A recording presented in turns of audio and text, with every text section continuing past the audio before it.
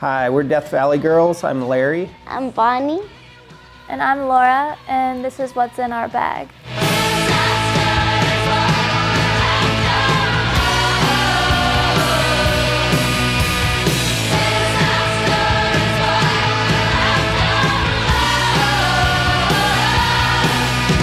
I'm super excited about this. This is a band, the U-Men from Seattle. Take it, baby, take it, baby, take it all.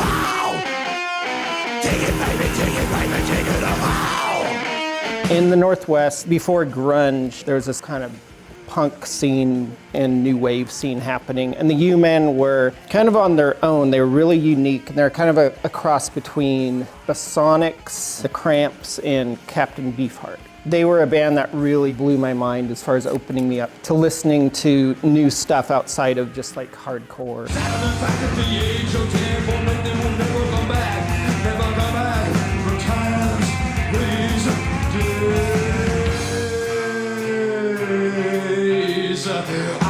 I had like a couple EPs in the 80s and a record. To have it all here is super awesome. Okay, so I'll do this one. This Pleasure Seekers record, which I'm super excited about. Well, I mean, I live past 41, but wow, what a way to die! This is Susie Quattro's first band. I used to play in a band who worshiped Pleasure Seekers, and we covered one of their songs. What a way to die. That's amazing. The Hard Stuff by Wayne Kramer. You know, Brother Wayne. He plays my favorite guitar solo ever. What is it? Which one? Larry, cover your ears. Oh, sorry, Larry. Looking at you.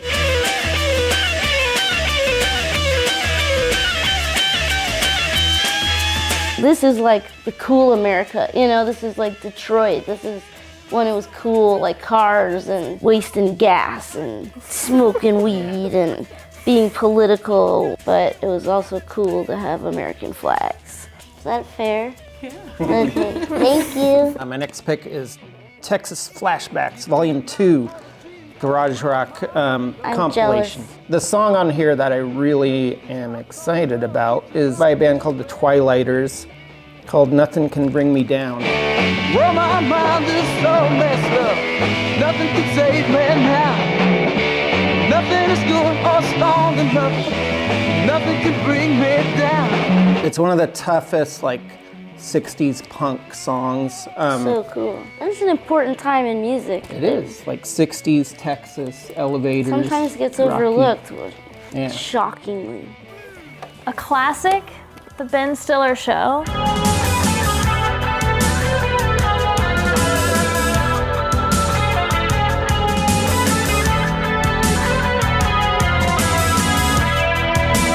Thank you, Joel. I'll tell you something else. I'm sick and tired of what's going on in Northern Ireland. He does at least 2 good impressions. One is of Bono, and one is of Bruce Springsteen. Oh, she's a feisty little one. Look at that. Born in the USA, huh? Yeah. We have a DVD player in the band. Yeah. So if they let me. This book is called I'll Be Gone in the Dark.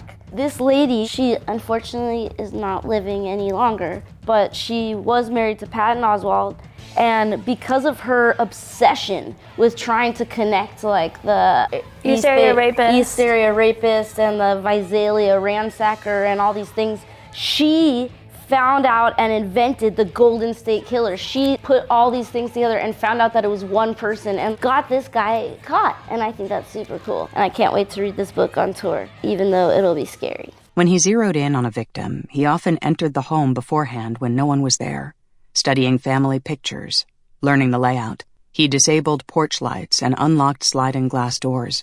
He emptied bullets from guns. The victims slept untroubled until the flashlight's blaze forced open their eyes. She actually died before she finished the book, and Patton made sure that it still got made and put out. I don't really know a whole heck of a lot about him, but that makes me like him a lot. All right, my next pick is Soul Jazz Comp, Extermination Nights in the Sick City, about the Cleveland, Ohio scene in the mid-70s.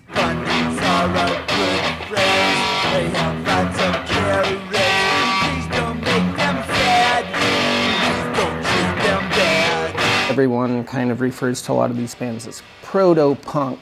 It has electric eels, para-ubu, mirrors, pagans. I mean, like para-ubu pretty much invented like what post-punk was to be before even punk happened.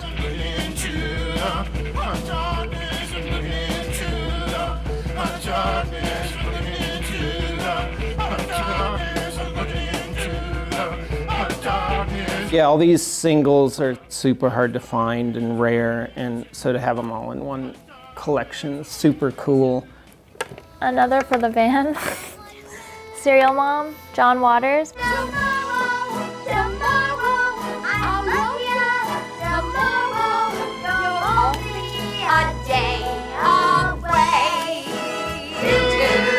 I haven't seen this movie since I was a kid. I just remember loving it, and I remember her killing someone because they wore white shoes after Labor Day. Didn't your mother ever tell you?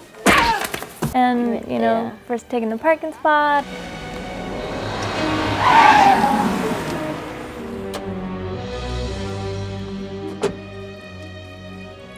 Kathleen Turner, love her.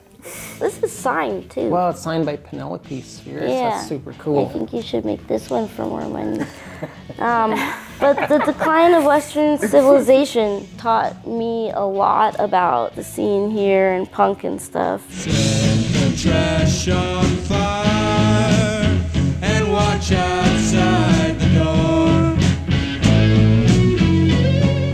Now, instead of acoustic guitars, you know, they have high speed, 300 beats a minute, speed rock, yelling about the same things, about how that air is poisoned out there. And I had to go to the hospital with blue hair and stuff, and they were bringing all the nurses in and stuff to look at me. Yeah, it has all three and then an extra thing.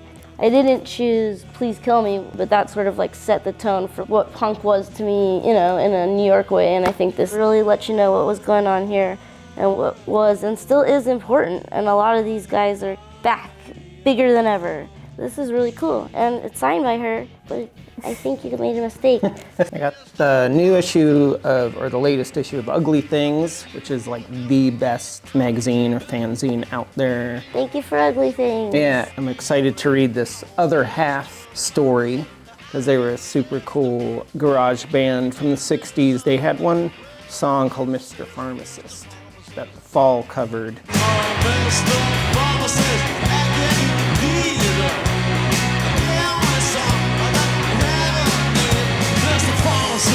And that's how I originally heard about The Other Half.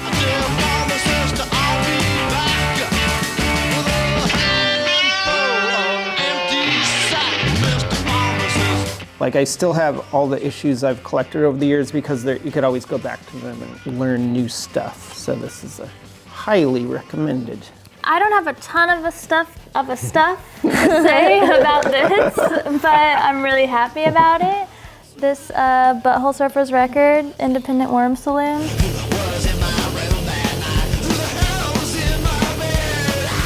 They're just one of my favorite weirdo Austin bands. Also, I mean, this artwork.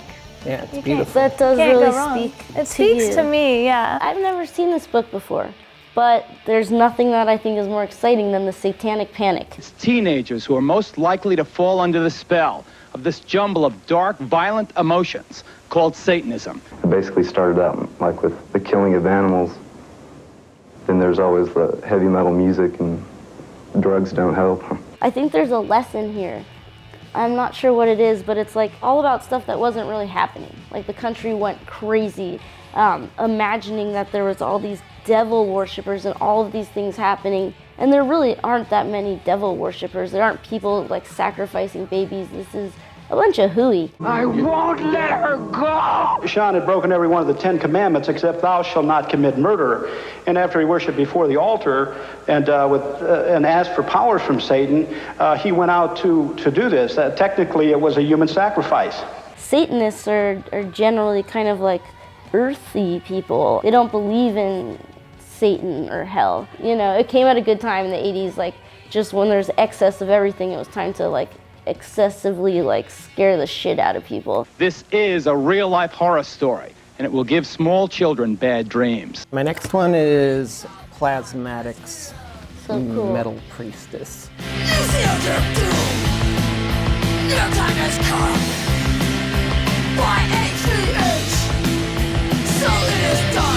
This is another big one for me when I was a kid. I loved the Plasmatics. This one is cool because this is when they started to kind of become more doomy. Like their early stuff was awesome, like more punk. And then they kind of got heavier, and this was that era where they slowed down a bit. I love the look of this record. Yeah, it just looks wonderful. I want to hear it. Right, my last pick is a Numero Group compilation called Acid Nightmares. Burning and I feel snakes all around the hill.